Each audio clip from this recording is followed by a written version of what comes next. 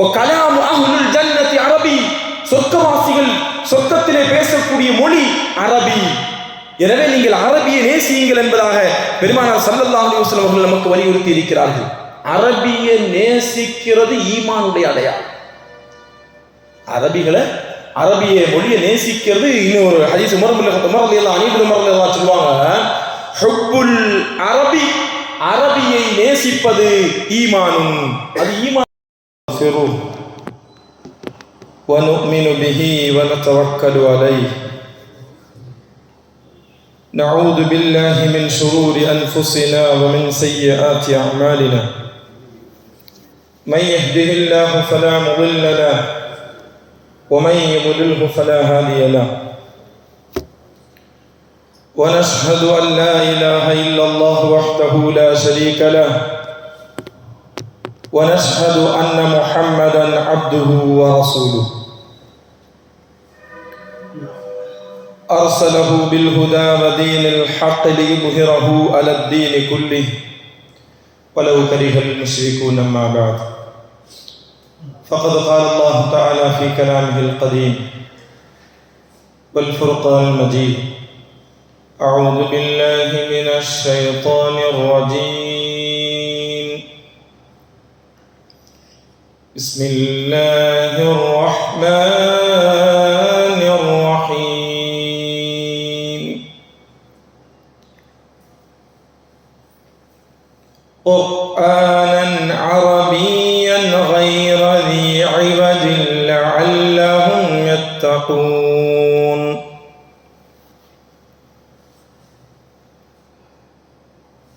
قال نبينا صلى الله عليه وسلم أحب العرب لثلاث لأني عربي والقرآن عربي وكلام أهل الجنة عربي كما قال عليه الصلاة والسلام. رب اشرح لي صدري ويسر لي أمري واحلل عقدة من لساني يفقهوا قولي. رب زدني علما سبحانك لا علم لنا إلا ما علمتنا إنك أنت العليم الحكيم. அளவற்ற அருளாளனும் நிகரற்ற நிறைந்த அன்புடையவனுமான எல்லாம் அல்ல அல்லாஹுவின் திருநாமம் கொண்டு ஆரம்பம் செய்கிறேன். சாந்தியும் சமாதானமும் நம் உயிரிலும் மேலான கண்மணி நபிகள் நாயகம் ஸல்லல்லாஹு அலைஹி வஸல்லம் அன்னவர்கள் மீதும் அன்னவர்களின் வழிமுறையை பின்பற்றிய சத்திய சஹாபாக்கள், தாபியீன்கள், தபா தாபியீன்கள், அவுலியாக்கள், நாதாக்கள், சுஹதாக்கள், நல்லவர்கள், குறிப்பாக நம் அனைவர்கள் மீதும் அல்லாஹுவின் சாந்தியும் சமாதானமும் என்றென்று நிலவட்டுமாக. நாம் இந்த உலகத்தை விட்டு பிரிவதற்கு முன்னால் புனிதமான அவனுடைய காபாவையும் நம் உயிரிடும் மேலான கண்மணி நபிகள் நாயகம் ஸல்லல்லாஹு அலைஹி வஸல்லம் அன்னவர்கள் மறைந்து வாழ்கின்ற புனிதமான அந்த ரவுலாவையும் பலமுறை சந்திக்கும் வாய்ப்பை வல்ல ரஹ்மான் நம் அனைவர்களுக்கும் தந்தல்வானாக. வாழும் காலங்களில் திடீரென்று ஏற்படக்கூடிய மரணங்கள், ஆபத்துகள், விபத்துகள், மருத்துவமனை கஷ்டங்கள், செலவினங்கள் அத்துணை விட்டும் நம்மையும், நம்மை பெற்றெடுத்த நம் தாய் தந்தையர்கள், நம் மனை மக்கள், நம் ஊர்வாசிகள், நம் அயல்வாசிகள், நமக்கு கல்வியை கற்றுத்தந்த ஆசிரியர் பெருமக்கள், நம்மை நேசிப்பவர்கள், நாம் நேசிப்பவர்கள் அத்துணை பேர்களையும் அந்த ரஹ்மான் பாதுகாத்தல்வானாக.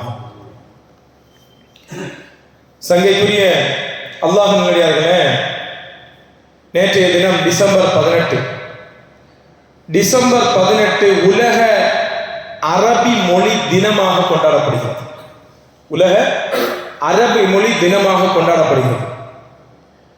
அரபி மொழி இருக்கிறதே 1973 ஆண்டிலிருந்து ஐநா அங்கீகரிக்கப்பட்ட ஒரு மொழியாக அரபி மொழி இருக்கிறது. 100க்கும் மேற்பட்ட மொழிகள் இருக்கிறது. ஆனால் ஐநாவால் அங்கீகரிக்கப்பட்ட 6 மொழிகளில் ஒரு மொழி அரபி. ஐநாவுடைய அங்கீகரிக்கப்பட்ட மொழி ஆங்கிலம், பிரெஞ்சு, ஸ்பானிஷ், ரஷ்யன், சீனா, அதுக்கு அடுத்த சீன மொழி, அதுக்கு அடுத்து இருக்கக்கூடிய மொழி அரபி மொழி. நம்முடைய தாய்மொழி தமிழ் மொழிக்கு ஐநா அங்கீகாரம் கிடையாது. அரபி மொழிக்கு ஐநா அங்கீகாரம் இருக்கிறது. இதற்கு பல காரணங்களை நாம் சொல்லலாம். ஐநா கிட்டத்தட்ட 25 நாடுகளில் அரபி ஆட்சி அதிகாரம் கொண்ட மக்கள் வசிக்கக்கூடிய நாடுகள் இருக்கிறது. அரபியை பேசக்கூடிய, அரபியை ஆட்சி செய்யக்கூடிய மக்கள் இருக்கிறார்கள். கிட்டத்தட்ட 45 கோடி மக்கள் அரபி பேசக்கூடியவர்கள். முஸ்லிம்கள் நிறைய இருக்கிறாங்க. 45 கோடி மக்கள் பியூர் அரபி பேசக்கூடிய மக்கள் வாழ்வதாகவும், அது மட்டுமல்ல, அரபியை ஐநாவுடைய அங்கீகரிக்கப்பட்ட மொழியாக மாறுவதற்கு இன்னொரு காரணம் என்ன? வர்த்தக ரீதியாக, தொழில் ரீதியாக, ஒரு பிசினஸுக்கு தேவைப்படக்கூடிய மொழியாக சீனா மொழிக்கு அடுத்த இடத்தில் ஆங்கிலத்தை விட அரபி மொழிக்கு தான் முக்கியத்துவம் இருக்கு. 2ஆம் இடம் பிடித்திருக்கிறது அரபி மொழி. எனவே தான் அரபி மொழிக்கு மிகப்பெரிய அங்கீகாரம் இருக்கிறது. ஐநா அங்கீகரிக்காத ஒரு மொழியை ஐநாவில் யாராவது வரக்கூடிய பிரமுகர்கள், பல்வேறு நாடுகளில் இருந்து வரக்கூடிய பிரதிநிதிகள், அமைச்சர்கள் இல்லது பிரதமர்கள், ஜனாதிபதிகள் உரையாற்றுவதாக இருந்தால் ஐநா அங்கீகரிக்கப்பட்ட மொழியில அவங்க உரையாற்றலாம். அவங்க சொந்த மொழியில, தாய்மொழியில, அவங்களுக்கு தெரிஞ்ச மொழியில உரையாற்றினா அதை டிரான்ஸ்லேஷன் செய்வதற்குண்டான தொகையை அந்த நாட்டிலிருந்து வரக்கூடியவர்கள் கூட அந்த நாட்டு பொறுப்பேற்க வேண்டும். வாஜ்பாய் பிரதமராக இருக்கக்கூடிய காலகட்டத்தில் வாஜ்பாய் ஐநாவில் உரையாற்றினார், ஹிந்தியில உரையாற்றினார். அதை டிரான்ஸ்லேஷன் பண்ணுவதற்கு காதில் ஒரு ஹெட்போன் வச்சிருப்பாங்க. அதுல அவங்களுக்கு தக்கவாறு மொழிகள் ஆங்கிலத்திலே எதிரே ஒன்று டிரான்ஸ்லேஷன் ஆகும். அப்ப அந்த மொழியில டிரான்ஸ்லேஷன் செய்வதற்காக வாஜ்பாயினுடைய ஸ்பீச்சை டிரான்ஸ்லேஷன் செய்வதற்குண்டான பொறுப்பை இந்தியா எடுத்துக்கொண்டது. ஏன்னா ஹிந்தி என்பது அங்கீகாரம் இல்லை, ஐநா அங்கீகரித்த மொழி அல்ல. ஆனால் அரபி மொழி, ஐநா அங்கீகரித்த மொழியை அங்கே உரையாற்றுவதாக இருந்தால் அவர்கள் எந்த நாட்டில் உள்ளவர், தமிழகத்தில் உள்ளவர் ஒரு ஐநாவுடைய பிரதிநிதியாக ஐநா சபையில் போய் கலந்துக்கிட்டாருன்னா அவருக்கு தமிழ்ல, தாய்மொழி தமிழ்ல அது டிரான்ஸ்லேஷன் செய்யப்படும். பேசக்கூடியவர் இந்த 6 மொழியில் எந்த மொழியாலும் பேசிக்கிறார். அந்த அளவுக்கு அங்கீகாரம் பெற்ற ஒரு மொழி அரபி மொழி. எல்லாத்தை விட அரபி மொழி என் பெருமானார் ஸல்லல்லாஹு அலைஹி வஸல்லம் அவர்கள் பேசிய மொழி, சொர்க்கவாசிகளின் மொழி. குர்ஆன் இறக்கப்பட்டது அரபி மொழியில். பெருமானார் ஸல்லல்லாஹு அலைஹி வஸல்லம் சொல்வார்கள், அஹிப்பு அல் அரப, அரபியை நீங்கள் நேசியுங்கள், அரபு மொழியை நீங்கள் நேசியுங்கள். 3 காரணத்திற்காக. லிஅன்னி அரபி, நான் அரபியாக இருக்கிறேன். பெருமானார் ஸல்லல்லாஹு அலைஹி வஸல்லம் வல் குர்ஆன் அரபி, குர்ஆன் ஷரீஃப் இருக்கிறது, உலகத்திற்கே நேர்வழி காட்ட வந்த குர்ஆன் ஷரீஃப், அந்த குர்ஆன் அரபி, நீங்கள் அரபியை நேசியுங்கள். வ கலாமு அஹ்லுல் ஜன்னதி அரபி, சொர்க்கவாசிகள் சொர்க்கத்திலே பேசக்கூடிய மொழி அரபி. எனவே நீங்கள் அரபியை நேசியுங்கள் என்பதாக பெருமானார் ஸல்லல்லாஹு அலைஹி வஸல்லம் அவர்கள் நமக்கு வலியுறுத்தி இருக்கிறார்கள். அரபியை நேசிக்கிறது ஈமானுடைய அடையாளம். அரபிய மொழியை நேசிக்கிறது. இன்னொரு ஹதீஸ் உமர் ரலியல்லாஹு அன்ஹு சொல்லுவாங்க, ஹுப்புல் அரபி, அரபியை நேசிப்பது ஈமானும், அது ஈமானுடைய வெளிப்பாடு. வபகுதுஹும், அந்த மொழியையோ அந்த மொழி சார்ந்தவர்களையோ வெறுப்பது, அவர்களை கோபப்படுவது நிஃபாக்குன், அது முனாஃபிக்குத்தனம், நயவஞ்சகத்தனம் என்றார்கள் உமர் ரலியல்லாஹு அன்ஹு. அரபி மொழிக்கு இருக்கக்கூடிய மிகப்பெரிய ஒரு சிறப்பு, இந்த அரபி மொழி இருக்கிறதே பாரம்பரியமிக்க மொழி, ஆதிகாலத்து மொழி. கிட்டத்தட்ட 5000 ஆண்டுகள், பல்வேறு வரலாற்றின் அடிப்படையில் 5000 ஆண்டுகளுக்கு முன்னால் பேசப்பட்ட மொழி. இல்லை, உலகம் தோன்றுவதற்கு முன்னால் ஆதம் அலைஹிஸ்ஸலாம் சொர்க்கத்தில் பேசிய மொழி என்பதாக இமாம் பெருமக்கள் பதிவு செய்யக்கூடிய கருத்துக்கள் இருக்கிறது. ஆதம் அலைஹிஸ்ஸலாம் சொர்க்கத்தில் இருந்துதான் வெளியேற்றப்பட்டார்கள், அவர்கள் பூமிக்கு அனுப்பப்பட்டார்கள். அந்த சொர்க்கத்தில் பேசின மொழி அரபி. அப்போ உலகம் தோன்றுவதற்கு முன்னாலே ஒரு கருத்தின் பிரகாரம், ஆதாரபூர்வமான கருத்துக்கள் எல்லாம் இமாம்கள் சொல்லக்கூடிய ஒரு கருத்து, ஆதம் அலைஹிஸ்ஸலாம் சொர்க்கத்தில் பேசிய மொழி கூட அரபி என்பதாக நமக்கு சொல்லித் தருவார்கள். ஆனால் முதலாக இமாம்களுக்கு மத்தியில் பல்வேறு கருத்துக்கள் இருக்கிறது. முதலாக இந்த உலகத்தில் அரபியை பேசியவர்கள் ஹூத் அலைஹிஸ்ஸலாம், நூஹ் அலைஹிஸ்ஸலாம் அவர்களுடைய மகன் ஷாம், அவர்களுடைய மகன் அவுஸ், அவர்களுடைய மகனாக இருக்கக்கூடிய ஹூத் நபி தான் இந்த உலகத்தில் முதலில் அரபியை பேசியவர்கள். கிட்டத்தட்ட ஹூத் அலைஹிஸ்ஸலாமுடைய காலகட்டம் 5000 வருஷம் ஆயிடுச்சு. அப்போ அரபியினுடைய அந்த பாரம்பரியம் கிட்டத்தட்ட 5000 வருஷத்தை கடந்து நிற்கிறது. பெருமானார் ஸல்லல்லாஹு அலைஹி வஸல்லம் நபிமார்களுடைய விஷயங்களை பற்றி சஹாபாக்கள் சொல்லுகின்ற அபூதர் கஃபார் ரலியல்லாஹு அன்ஹு சொல்வார், ரசூலுல்லாஹ் நபிமார்களையும் ரசூல்மார்களை பற்றி சொல்லுகின்ற பொழுது அவர்கள் சொன்னார்கள், மின்ஹும் அர்பஅத்து மினல் அரப், அந்த நபிமார்களில் 4 பேர்கள் அரபிகள். அதுல முதல்ல யாருன்னா ஹூத் அலைஹிஸ்ஸலாம், இரண்டாவது சாலிஹ் அலைஹிஸ்ஸலாம், ஷுஐப் அலைஹிஸ்ஸலாம், மூணாவது பெருமானார் ஸல்லல்லாஹு அலைஹி வஸல்லம் அவர்கள். 4 நபிமார்கள் அரபியை பூர்வீகமாக கொண்டவர்கள். அப்போ இந்த அடிப்படையில குர்ஆனுடைய விரிவுரையாக இருக்கக்கூடிய இது போன்ற தஃசீருடைய ஆய்வின் அடிப்படையில 5000 வருடத்தை கடந்து அரபி மொழியினுடைய பாரம்பரியம் இருக்கிறது. 5000 வருஷத்தை கடந்து இந்த அரபி மொழி இருக்கிறது. அது ஒரு செம்மொழி.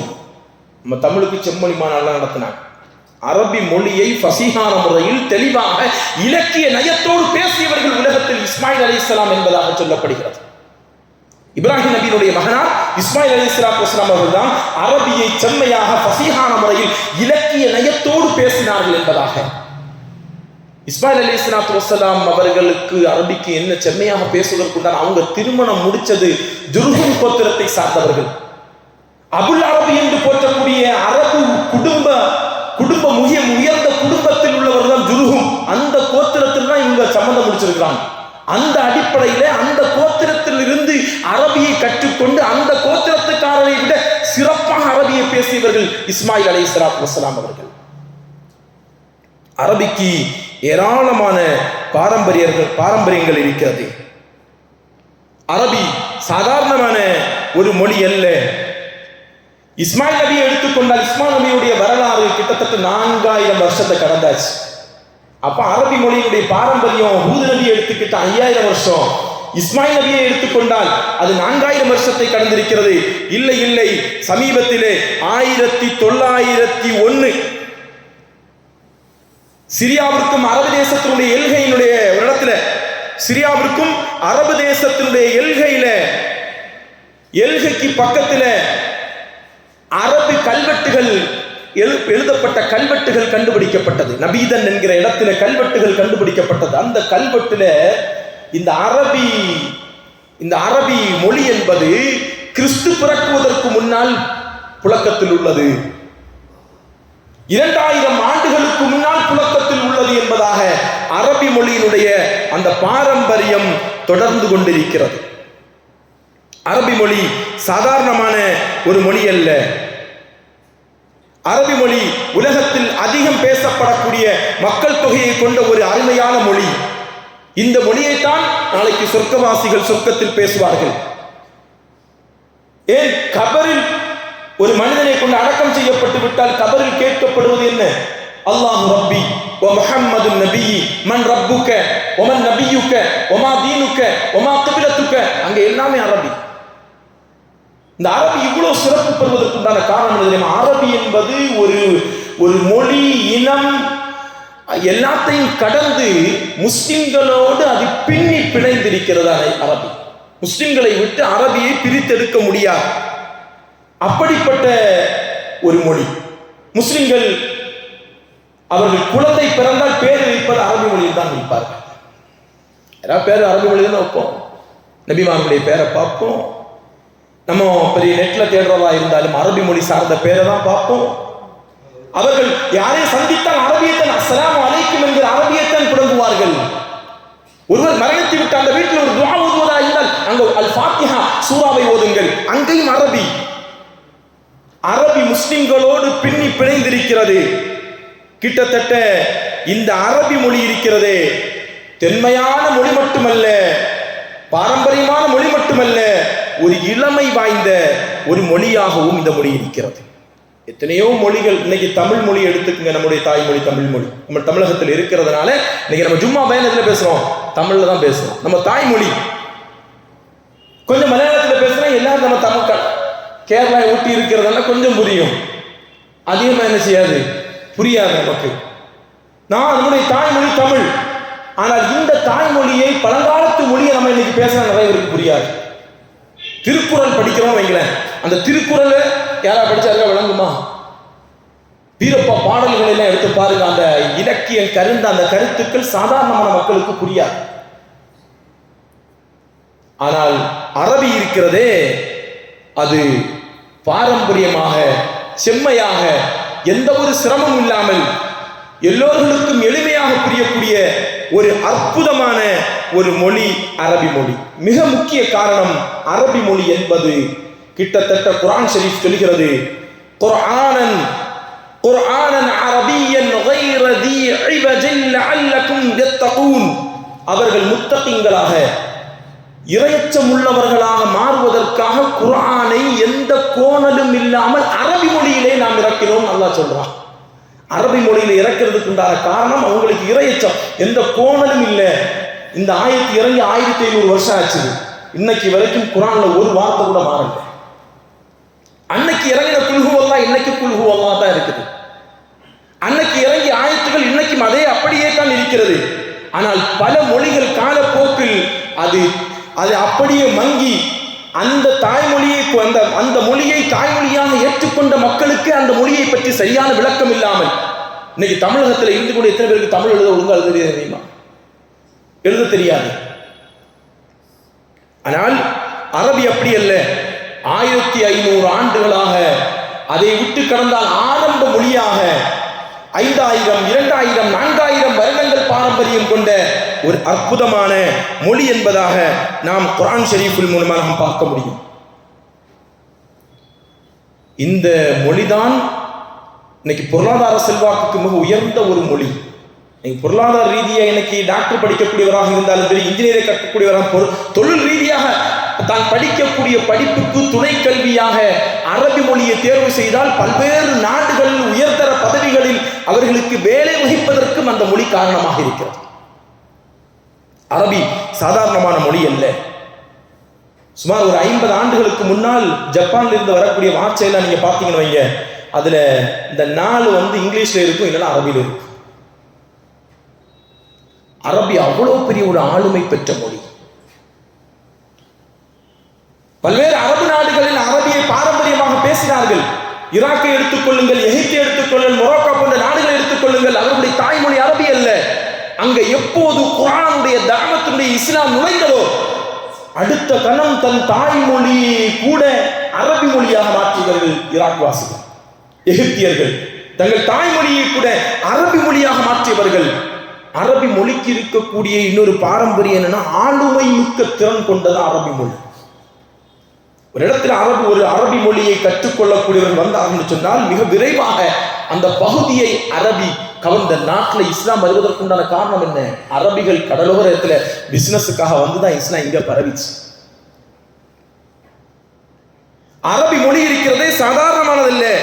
ஆளுமை திறன்மிக்க பல்வேறு மக்களை கவரக்கூடிய ஆற்றல் கொண்ட மொழி என்பதாகவும் சொல்லப்படுகிறது. ஜெர்மனிய அறிஞர் சொல்வார், உலக வர்த்தக மொழிகளில் சீனா மொழிகளுக்கு அடுத்ததாக மிக ஆளுமை மிக்க திறன் கொண்ட ஒரு மொழி அரபி மொழி. அது மட்டுமல்ல, அரபி மொழி இருக்கிறதே, அரபியர்கள் வெற்றி கொண்ட அந்த நகரங்களை, அந்த மக்களை அது கவர்ந்து இழுத்து விட்டது. எங்கெல்லாம் அரபிகள் வெற்றி கொண்டாங்களோ அந்த இடத்துல போய் திணிக்கல. இன்னைக்கு திணிக்கிறாங்களா இல்லையா? ஹிந்தியை கட்டாயமாக்குறாங்களா இல்லையா? அன்னைக்கு எந்த அரபியர்களும் திணிக்கல. அவர்கள் அந்த இஸ்லாத்தின் மீது இருந்த ஈர்ப்பினால அரபியை தங்கள் மொழியாக கற்றுக்கொண்டார்கள், தங்களுடைய தாய்மொழியாக ஏற்றுக்கொண்டார்கள். இன்னும் இந்த அரபி சொற்களுடைய, அரபி மொழிகளுடைய தாக்கம் பல்வேறு மொழிகளினுடைய வார்த்தைகள் அரபியினுடைய தாக்கம் இருக்கு. பல்வேறு மொழியை பேசுறதுக்கு அரபி வார்த்தைகள் தேவைப்படுது. நம்ம தமிழ் மொழி எடுத்துக்கங்க. நம்ம தமிழ் மொழியில எத்தனை வார்த்தைகள் அரபி வார்த்தைகள் இருக்கு தெரியுமா? நம்ம சொல்றோம் இன்னைக்கு எத்தனை வார்த்தைகள் அரபி வார்த்தைகளை உள்ளடக்கிய வார்த்தைகள் இருக்கிறது தெரியுமா? இன்றைக்கு நாம் சொல்லக்கூடிய பல்வேறு விதமான வார்த்தைகள். வக்கீல் சொல்றோம். வக்கீல் என்பது எங்க வந்துச்சு? அரபியில் இருந்து வந்தது. அரபியிலிருந்து தமிழுக்கு மொழி மாற்றப்பட்டது. இப்படி பல்வேறு கருத்துக்கள் வார்த்தைகள் அரபியில் இருந்து தமிழுக்கு வந்ததை நாம் சொல்ல முடியும். மகசூல் இது அரபியில் இருந்து வந்தது. பாக்கி எங்கப்பா? இந்த பாக்கிங்கிறது எதிலிருந்து வந்துச்சு? அரபியில இருந்து வந்துச்சு. அரபியிலையும் பாக்கி தான் சொல்லுவாங்க. மிச்சம் உள்ளதுக்கு பாக்கின்னு சொல்லுவோம் இல்லையா? அது அரபியில் இருந்து வந்த வார்த்தை. ரசீது சொல்றோமா? ரசீத் இது எங்கிருந்து வந்துச்சு? அரபியில் இருந்து வந்த வார்த்தை. இப்படி ஏராளமான ஷரத்துக்கள், நிறைய வார்த்தைகள். ரத்து பண்றாங்களா இல்லையா? அந்த ரத்து எங்க வந்துச்சு? அரபியில் இருந்து வந்தது. இன்றைக்கு தமிழ் மொழி செம்மொழியாக பல்வேறு நூற்றுக்கணக்கான வருடங்களை ஆயிரக்கணக்கான வருடங்களை தாண்டிய தமிழ் மொழியினுடைய புழக்கத்தில் கூட அரபி மொழியினுடைய தாக்கம் அதிகம் இருக்கிறது. காரணம், இந்த அரபி மொழி என்பது மிக தெளிவான ஒரு மொழி. எல்லோரும் ஈஸியாக அதை கற்பதற்கு மிகவும் எளிமையான ஒரு மொழி. அரபி மொழியினுடைய வார்த்தையினுடைய சுருக்கமும் இதுக்கு ஒரு காரணம். இன்னைக்கு ஒரு விஷயத்தை நம்ம தமிழ்ல சொல்றதா இருந்தா, ஒருவரை பற்றி சொல்றதா இருந்தா, நீண்டமா ஒரு விஷயத்தை கண்டுபிடிச்சார். இந்த ஃபேனை போட்டீங்கன்னா கொஞ்சம் நல்லா இருக்கு, நல்ல சூடா இருக்கு, மக்கள் கூடியாச்சு, எல்லாரும் ஃபேனை போட்டுருக்கோம். அதிகமா ஒருவர் ஒரு வஸ்துவை கண்டுபிடிச்சாருன்னு வைங்க, அவர் என்ன செய்வோம்? இதை உருவாக்கியவர் இன்னா அப்படின்னு நிறைய வார்த்தைகளை பயன்படுத்தி பேசுவோம். ஆனால் அரபியில ஒரு கண்டுபிடிப்பை கண்டுபிடித்தவருக்கு ஃபாத்திர் மட்டும் சொன்னா போதும், உருவாக்கியவர். பெருமானார் ஸல்லல்லாஹு அலைஹி வஸல்லம் எப்படி வளவள குலகுலன்னு பேசுவாங்க இல்ல, வட்டுருக்கமாக சுருங்கிய வார்த்தைகளோடு ஆழமான கருத்துக்களை கொண்ட வார்த்தைகளை பேசக்கூடியவர்கள் பெருமானார் ஸல்லல்லாஹு அலைஹி வஸல்லம். ஆழமான கம்மியா தான் பேசுவாங்க ரசூலுல்லாஹ், அதிகமான அர்த்தங்கள் உள்ளடங்கி இருக்கும். குர்ஆனுடைய ஒவ்வொரு வசனங்களை நீங்கள் எடுத்து பாருங்கள். குர்ஆனுடைய ஒவ்வொரு வார்த்தைக்கும் ஆயிரக்கணக்கான விளக்கங்கள் இன்றைக்கு எழுத வைத்திருக்கிறார். காரணம், அரபி மொழிகளுக்கு உண்டான தாக்கம். அரபி மொழிகள் பல்வேறு மொழிகளுக்கு மத்தியில் ஏற்படுத்திய மிகப்பெரிய ஒரு தாக்கம். அரபி மொழியை 2 வார்த்தைகளின் மூலமாக ஆழமான கருத்துக்களை நமக்கு கற்றுக்கொள்ள முடியும். சரிங்களா? இங்க கவனிங்க, பயன் திசை மாறிவிட்டார். அதனால அரபி மொழி என்பது சாதாரணமானதல்ல. ஜெர்மனுடைய ஆய்வாளர் சொல்வார்கள், அரபி மொழி எந்த அளவுக்கு முஸ்லிம்களின் மீது ஒரு தாக்கத்தை ஏற்படுத்தியதுன்னா, தங்களுடைய தொழுகைகளில் தாங்கள் வணங்கக்கூடிய இறைவனை வணங்கக்கூடிய அந்த வணக்கங்களில் கூட அரபி மொழி அல்லாத ஒரு மொழிக்கு அவர்களுக்கு அனுமதி கிடையாது. அவர்கள் அனுமதிக்க மாட்டார்கள். யாராவது தொழுகையில அல்லாஹ் பெரியவன் தக்பீர் கட்டுமா தர்ஜுமா டிரான்ஸ்லேஷன் பண்ணி இன்னைக்கு நிறைய பேர்கள் தவறாக புரிந்து கொண்டு ஜும்மாவுடைய மேடையில் நின்று கொண்டு அரபியை ஜும்மா குத்துபாவை தமிழில் உரையாற்றி கொண்டிருக்கிறார்கள். உண்மையிலேயே அவர்களுக்கு ஜும்மா பாழாகிவிடும் ஒரு கருத்து. ஏன்னா இதை கற்றுத்தந்தது சஹாபா பெருமக்கள். பெருமானார் ஸல்லல்லாஹு அலைஹி வஸல்லம் காலத்திற்கு பிறகு பல்வேறு நாடுகள் சஹாபாக்கள் வந்தார்களே, அவர்கள் அந்த நாட்டு மொழியில ஒரு தடவை கூட ஜும்மா நடத்துறது கிடையாது. ஜும்மா குத்துபா என்கிறது இபாதத்துங்க. அது இங்க ஏறி உரையாற்றுறாங்களே இல்லையா, அது உங்களுக்கு பயான் கேட்பறதுக்கு இல்ல, அது இபாதத். அதுதான் அவர் எந்திரிச்சு சொல்வாரு, ஜும்மா குத்துபா இமாம் மிம்பரில் ஏறிவிட்டால் யாராவது பேசினால் உங்களுடைய ஜும்மாவை நீங்கள் பாழாக்கி விடுவீர்கள். அதுதான் அங்க ஏறும்போது பேசக்கூடாதுன்னு சொல்றது. தொழுகையில பேசினா தொழுக முடியுமா இல்லையா? நான் அங்கே குத்துபா ஓதிட்டு வந்து இங்க வந்து நான் நின்றுட்டு உங்களுடைய சஃப்புகளை நேராக்கி கொள்ளுங்கள் என்று நான் தமிழ்ல சொல்லாத காரணம் என்ன தெரியுமா? ஜும்மாவுக்கும் குத்துபாவுக்கும் இடையில் வேற எந்த மொழியை இமாம்கள் சொல்லியது கிடையாது. நம் தொழுகையில் முழுக்க முழுக்க அரபி. அல்லாஹு அக்பர் என்று தொடங்கி கடைசி வரைக்கும் அஸ்ஸலாமு அலைக்கும் வரஹ்மத்துல்லாஹ் என்று நம்மை தாக்கம் நமக்கு அந்த தொழுகை நிறைவேறுவதற்கு ஒரு வார்த்தையை கூட தமிழ்லையோ இங்கிலீஷ்லையோ மற்ற மொழிகளையோ சொன்னா தொழுகை மாற்றலாகிவிடும். அந்த ஜெர்மனிய மொழியியல் ஆய்வாளர் சொல்கிறார், முஸ்லிம்களின் மீது அரபி எந்த அளவுக்கு ஒரு தாக்கத்தை ஏற்படுத்தியது என்றால், அவர்களுடைய வாழ்க்கையோடு பின்னி பிணைந்தது மட்டுமல்ல, அவர்களுடைய இபாதத்தில் அரபிக்குத்தான் அவர்கள் முக்கியத்துவம் கொடுத்திருக்கிறார். எனவே தான் உலக அளவில் மற்ற மொழிகளுக்கு இல்லாத ஒரு சிறப்பை அரபி பெற்றிருக்கிறது. மற்ற மொழிகளுக்கு இல்லாத ஒரு அங்கீகாரத்தை அரபி பெற்றிருக்கிறது என்பதாக நமக்கு சொல்லித் தருவார். அது மட்டுமில்ல, அரபி மொழி என்பது நம்முடைய மார்க்க மொழி. அரபி மொழி என்பது இஸ்லாமியர்களுடைய மொழி. ஒரு முஸ்லிம்னு தெரிஞ்சா அவன் கண்டிப்பா குர்ஆன் ஓத தெரிஞ்சிருக்கான் இல்லையா? இன்னைக்கு அதுல நம்ம பேக்ல போயிட்டோம். முஸ்லீம் இன்னைக்கு நம்முடைய பிள்ளைகளுக்கு மனவாளக்குறிச்சியை மட்டும் சொல்றேன், நான் இங்கே ஓதி கொடுக்குறேன். நம்முடைய பிள்ளைகளுக்கு நம்முடைய மதரசால ஒரு 9% பிள்ளைகள் தான் குர்ஆனை முறையாக ஓதக்கூடிய, ஓரளவுக்கு முறையாக ஓதுகிறார். ஒரு 9% தான் எனக்கு எடுக்க முடியும் நான் நினைக்கிறேன் 100%. அந்த அளவுக்கு நம் ஊரு குர்ஆன்ல பின்தங்கி இருக்கிறாங்க. எத்தனை பேருக்கு குர்ஆன் ஓத தெரியும்? எத்தனை பெற்றோர்களுக்கு குர்ஆன் ஓத தெரியும்?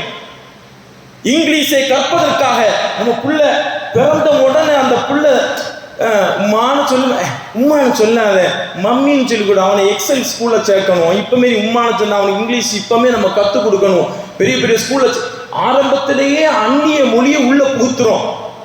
பெருமானார் ஸல்லல்லாஹு அலைஹி வஸல்லம் காலத்திலிருந்து இன்றைக்கு வரைக்கும் இஸ்லாமியருடைய உளப்பூர்வமாக அவர் இரத்தத்தோடு ஒரு கலந்த மொழி அரபி மொழி. ஏன்னால் குர்ஆன் ஷரீஃப் அரபியில் இருக்கிறது. இதை படிப்பதற்கு நம் பிள்ளைகளுக்கு நாம் எப்படி முக்கியத்துவம் கொடுக்கிறோம்? இன்னைக்கு நம்முடைய மதரசாவுடைய நிலைமை எப்படி தெரியுமா? நாளைக்கு மதரசால 90% பிள்ளைகள் லீவு கேட்டாங்க. ஏன்டா ஸ்கூல்ல ஆனுவல் டேயா? அது 1 மணி நேரம் தானே மதரசா, அதை விட்டுட்டு போ, காலையில வைக்கலாமான்னு சில பேர்கிட்ட கேட்டா நாங்க 9 மணிக்கு போயிடுவோம் உஸ்தாது. சில பிள்ளைகளுக்கு ஸ்கூல்ல ஆனுவல் டே கிடையாது. நீ ஏன்டா வரல? நாங்களும் அந்த ஸ்கூல்ல போறோம்.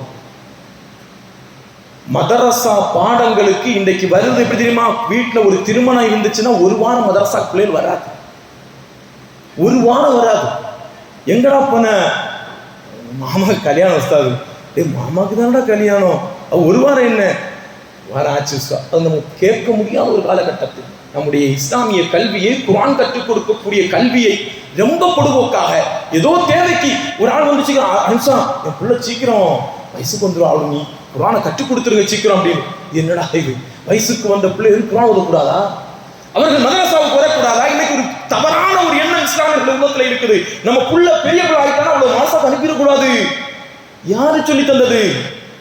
எந்த ஹதீஸின் அடிப்படையில், எந்த வரலாற்றின் அடிப்படையில் அப்படி ஒரு சிந்தனை இஸ்லாமியர்களுக்கு வந்தது? அந்நிய கல்வியை கற்றுக்கொள்வதற்காக, மரணத்தோடு முடிந்து போகக்கூடிய கல்வியை கற்றுக்கொள்வதற்காக அவுரத்தை கூட மறைக்காமல் இன்னைக்கு நம் பிள்ளைகளை வேகமாக ஸ்கூலுக்கு அனுப்புறோம். நம்ம பிள்ளைகளை மதரசாவுக்கு ஒரு பிள்ளை பெரிய பிள்ளை ஆயிட்டா, இன்னைக்கு நம்ம மதரசால ஒரு 5-6 பிள்ளைகள் பெரிய பிள்ளை ஆகி ஏதோ பெற்றோர்கள்ட்ட ஊக்குவித்ததுனால அந்த பிள்ளைகள் வர்றாங்க. அந்த மாதவிடாய் நேரத்தில் மட்டும் வராமல் இருக்கிறாங்க. அந்த நேரத்தில் கூட ஹதீஸ் சம்பந்தமான, மார்க்க சம்பந்தமான விஷயங்கள் படிக்கலாம். குர்ஆன் மட்டும் தானே ஓதக்கூடாது. ஆனால் இன்றைக்கு இன்னைக்கு 8 வயசுலேருந்து பிள்ளைகள் குழுவா ஆரம்பிக்கிறாங்க. என்னுடைய உணவுடைய மாற்றத்தினால 8 வயசுல இருந்து 9 வயசுல இருந்து பிள்ளைகள் வீட்டுல பெரிய பிள்ளை ஆகுறாங்க. அந்த பிள்ளைக்கு எத்தனை பேருக்கு குர்ஆன் ஓத தெரியும்? நீங்க நிறுத்தினா அந்த பிள்ளைக்கு எப்படி குர்ஆன் ஓத தெரியும்? திருமணம் முடிக்கக்கூடிய பெண்ணுக்கு பட்டம் பிஎஸ்சி படிச்சிருக்கா, குர்ஆன் ஓத தெரியுமா? தமிழ்ல தெரியும், யாசின்லாம் தமிழ்ல புக் வச்சு ஓதுவான்.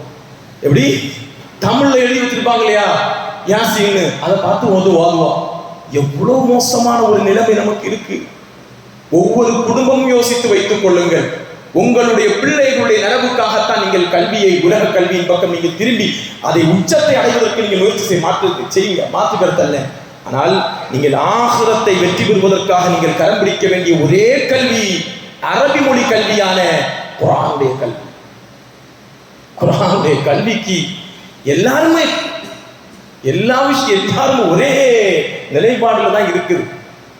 மதரசானா வாரத்துக்கு 2 நாள் அவங்களுடைய தேவையெல்லாம் கழிஞ்சு போய் தான்.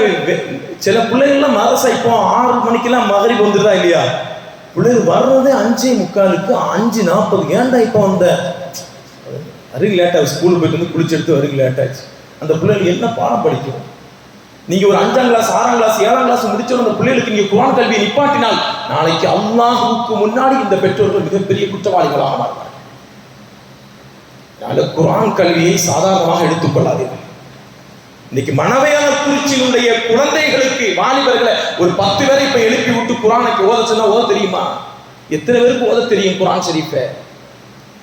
யாருக்கு யாருக்குன்னா மார்க்கத்தினுடைய சட்டங்கள் தெரியும். ஆனா மற்ற கல்விகளுக்கு கொடுக்கக்கூடிய முக்கியத்துவம் ஸ்கூல் லீவுல எக்ஸ்ட்ரா நாள் ஒரு காலை 9 to 12 மணி வரை 12:30 வைக்கிறது கொஞ்சம் விஷயங்களை சொல்லி கொடுக்கலாம். அன்னைக்கு பிள்ளைகளே இல்லை, எல்லாம் கல்யாண வீடு. சனிக்கிழமை ஞாயிற்றுக்கிழமை பின்ன சொல்லவே வேண்டாம், நாங்கள் சும்மா தான் உட்கார்ந்துருக்கிறோம். ஏதாவது கதைகள் சொல்லி கொடுத்து அங்கே ஒரு 2 பிள்ளைகள், அங்கே ஒரு 2 பிள்ளைகள், அங்கே ஒரு பிள்ளைகள், 5 பிள்ளைகள் உட்கார்ந்துருக்கு, 3 உஸ்தாத். இப்படிதான் நம்முடைய நிலைமைகள். இந்த குர்ஆனுடைய அரபி மொழி கற்கக்கூடிய கல்விக்கு இருக்கக்கூடிய நிலைமைகள் உலகமே அங்கீகரித்தது. ஐநா அங்கீகரித்தது மட்டுமல்ல, சொர்க்கத்தில் பேசுகிற மொழி. பெருமானார் ஸல்லல்லாஹு அலைஹி வஸல்லம் சொன்னார்கள், அஹிப்பு அல் அரப, அரபியை நீங்கள் நேசியுங்கள். அரபி இருக்கிறதே, லிஅன்னி அரபி, நான் அரபி என்றார்கள் பெருமானார் ஸல்லல்லாஹு அலைஹி வஸல்லம். வல் குர்ஆன் அரபி, இந்த உலகத்திற்கு நேர்வழி காட்ட வந்த குர்ஆன் ஷரீஃப் அரபி என்றார்கள் பெருமானார் ஸல்லல்லாஹு அலைஹி வஸல்லம். வ கலாமு அஹ்லுல் ஜன்னதி அரபி, சொர்க்கவாசிகள் சொர்க்கத்தில் பேசக்கூடிய மொழி அரபி என்றார்கள் பெருமானார் ஸல்லல்லாஹு அலைஹி வஸல்லம். நம்ம எல்லாரும் அரபி பேசுவோம், சாலிஹான முறையில் மௌத்தான அரபி. அதனால இன்னையிலிருந்து டிரான்ஸ்லேஷன் அல்லாஹ் மன் மர்ரப்புக்க அப்படின்னு சொல்லி மனப்பாடம் பண்ண வேண்டிய தேவையெல்லாம் இல்லை. அரபி ஓதுறதுக்கு நீங்க முயற்சி பண்ணுங்க. நிறைய பேர் நினைச்சிட்டு இருக்கிறாங்க, நம்ம இங்க எப்படி ஓதுறது, நம்ம எப்படி ஓதுறது. நான் சின்ன பிள்ளையில ஹிஃபுது படிக்க போனேன், 16 வயசுல தான் போனேன். 16 வயசுல ஹிஃபுது படிக்க போனேன். அங்க ஒரு முதியோர் மதரசா ஆரம்பிச்சாங்க. சுப்ஹானல்லாஹ். அந்த மதரசா ஆரம்பிச்ச அன்னைக்கு கிட்டத்தட்ட ஒரு 50 மாணவர்கள்லாம் யாரு, எல்லாம் 40 வயசுக்கு அப்பாற்பட்டவர். சுப்ஹானல்லாஹ். ஒரு குர்ஆன் ஓதி முடிச்சு அந்த வகுப்பிலேயே 2 வருடத்திற்கு பிறகு குர்ஆன் முழுமையாக பார்த்து ஓதி கற்றுக்கொண்டவர்கள், இனிப்புகள் வழங்கிய அந்த நிகழ்வெல்லாம் இன்னைக்கு என் கண்ணில் நிற்குது. இன்னைக்கு குர்ஆனுடைய கல்வி எத்தனை பேருக்கு குர்ஆன் ஓத தெரியுமா? இங்கிலீஷ் படிக்க தெரிஞ்சா நம்ம பெரிய மேதை நினைச்சிட்டு இருக்கோம். அவனுக்கு இங்கிலீஷ் தெரியும், இங்கிலீஷை வச்சு ஒன்றும் செய்ய முடியாது. ஏதாவது கம்பெனியில இன்டர்வியூக்கு போய் இங்கிலீஷ் பேசலாம், ஆபீஸர் பேசலாம். ஆனால் அரபி மொழி என்பது தன்னுடைய தொழில் ரீதியாகவும் வர்த்தக ரீதியாகவும் மார்க்க ரீதியாகவும் உலக ரீதியாகவும் ஆகிரத் ரீதியாக வெற்றியை வாங்கி தரக்கூடிய ஒரு அற்புதமான ஒரு மொழி.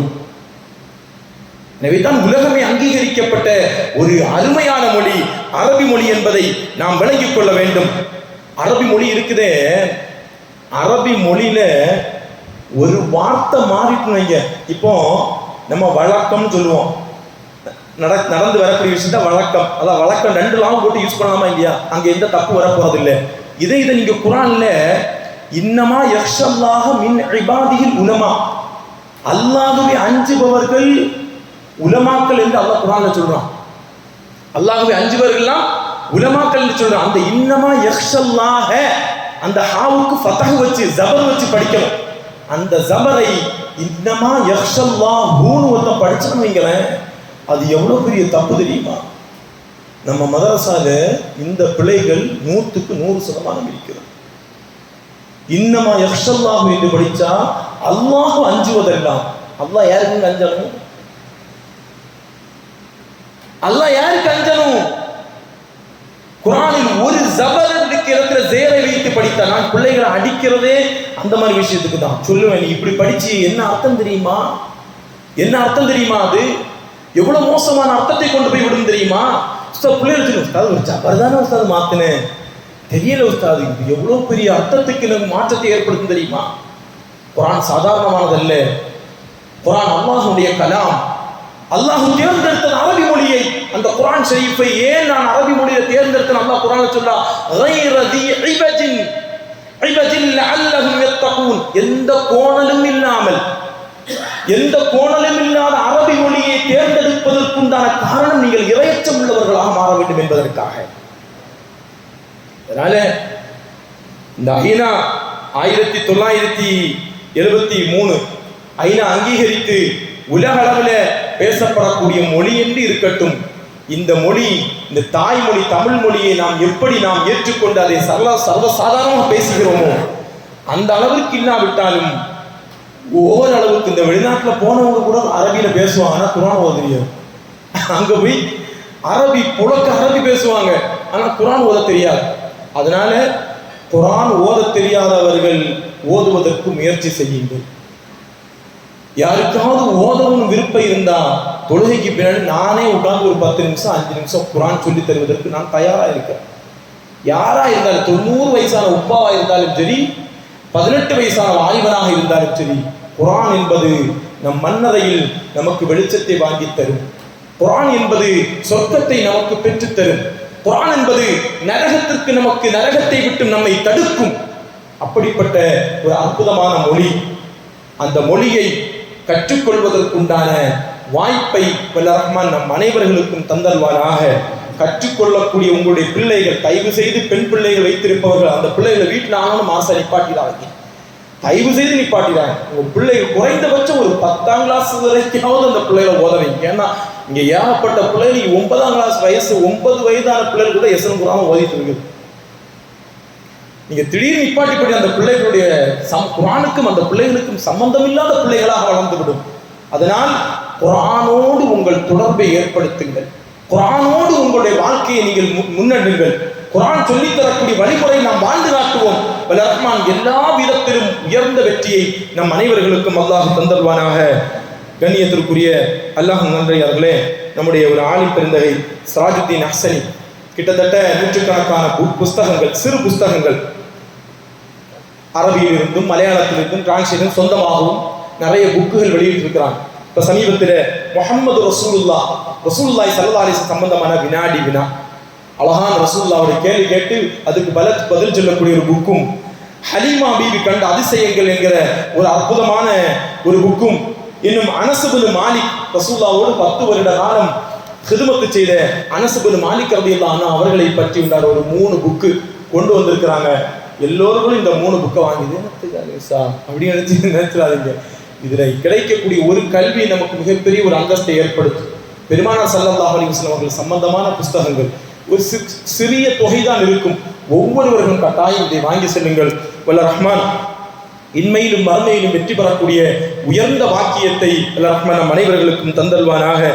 மரணிப்பதற்கு முன்னால் குர்ஆன் ஷரீஃப் ஓத தெரிந்த மக்களாக, குர்ஆன் ஷரீஃப் கற்றுத் தெரிந்த மக்களாக, இன்றைக்கு டிசம்பர் 18 அரபி மொழி தினமாக, அடுத்த 2026 டிசம்பர் 18 ஓரளவுக்கு அரபி மொழியை வாசிக்க தெரிந்த நன்மக்களாக மாறுவதற்கு வல்ல ரஹ்மான் நம் அனைவர்களுக்கும் தௌஃபீக் செய்வானாக. வ ஆகிரு தஅவானா அல்ஹம்துலில்லாஹி ரப்பில் ஆலமீன். அஸ்ஸலாமு அலைக்கும் வ ரஹ்மத்துல்லாஹி வ பரகாத்துஹு.